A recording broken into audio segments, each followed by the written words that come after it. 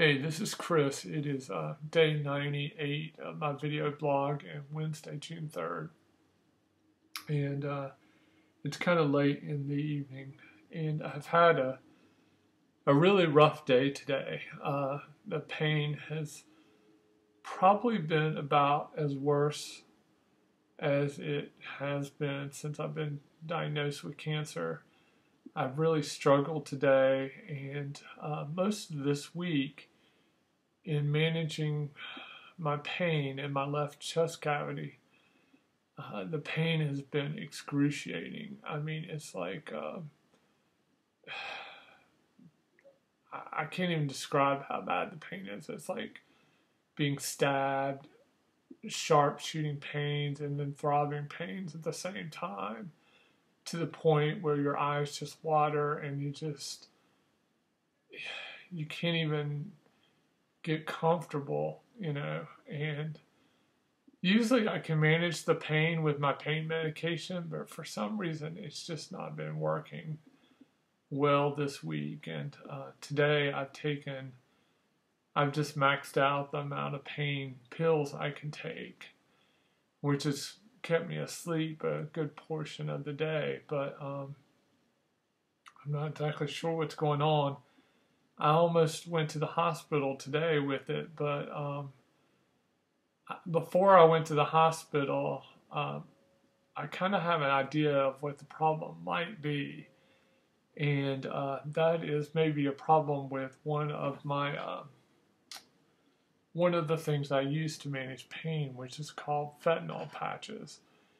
And before I had cancer, I didn't even know what fentanyl was. But for those of you who might not know, fentanyl is a drug that is prescribed a lot to cancer patients. And it's given in a patch form where you wear it on your skin. And the fentanyl is delivered through the skin.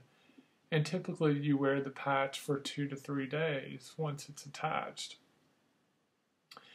And typically, the fentanyl patches work really well for me.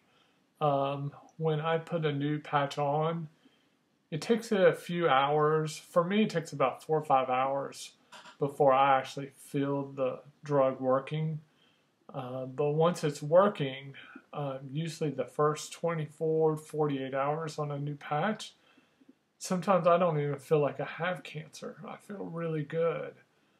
But for some reason this week, the pain has been really bad, and I've noticed when I put my fentanyl patches on that they've been just kind of not even sticking to my skin. And I go through a lot of work to try to make sure my skin is clean. I use an alcohol swab, and I swab the skin really well. And I make sure my skin is ready for the patch to make sure it attaches well, because I really want to get the most out of that patch that I can. But these patches, no matter how well I prepared my skin, just as soon as I put them on, it was like they just crinkled up. And when I took them off, typically when you take a fentanyl patch off, you have this thick, gooey adhesive that you have to just scrape off your skin, which is the medication part. And you have to scrape all the old medication off. If not, you could possibly overdose.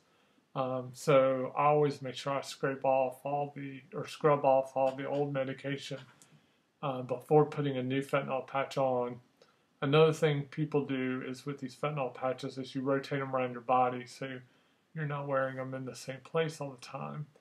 But anyway, I think I might have a bad box of fentanyl patches.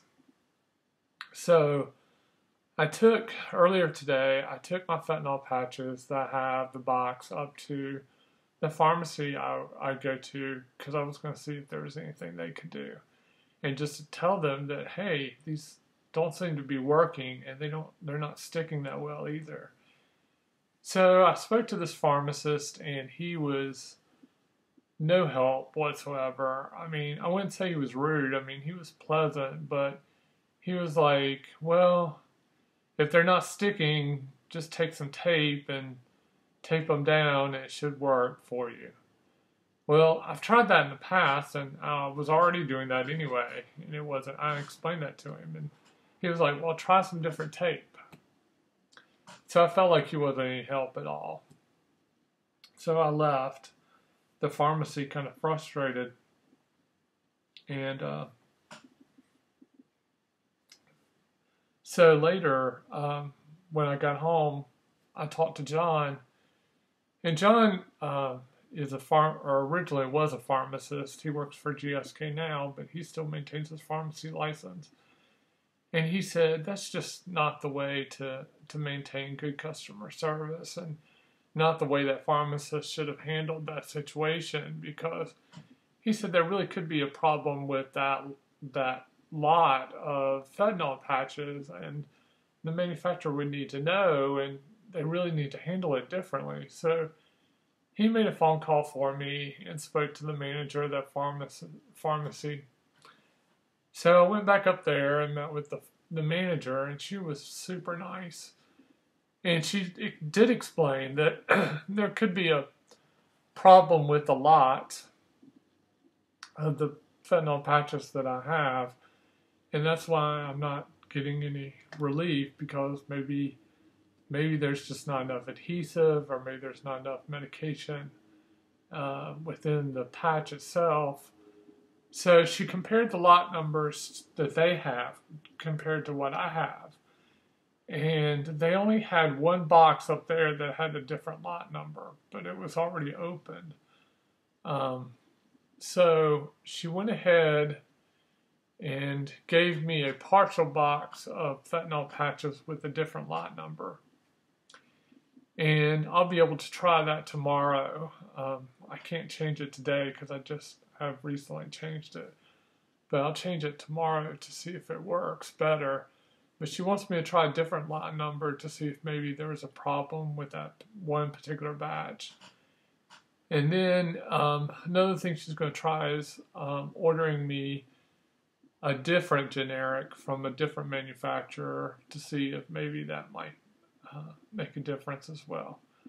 It was interesting, while I was up there, the original pharmacist that I went and saw, I asked him, I said, I'm just curious, how much is the non-generic brand of these fentanyl patches?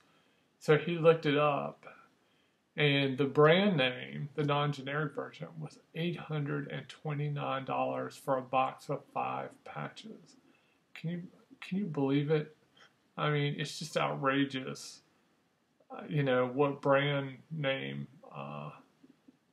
pharmacy products cost. But, to save money, of course, I use the generic. But what I've learned is with the generic, generics actually can have a variance where they can be off a certain amount of the amount of medication that you're supposed to get, which isn't very comforting when you're someone who needs that pain medication to get through a day. So anyway, to make a long story short, the pharmacy I go to, the pharmacy manager was really nice, and she got me some with a different lot number. I'll try that tomorrow to see if that works better. And she's going to try ordering from a different manufacturer, a generic manufacturer, to see if that makes a difference. So anyway, that's a little bit of history about fentanyl patches, and hopefully tomorrow, when I switch the patch, I'll get better relief.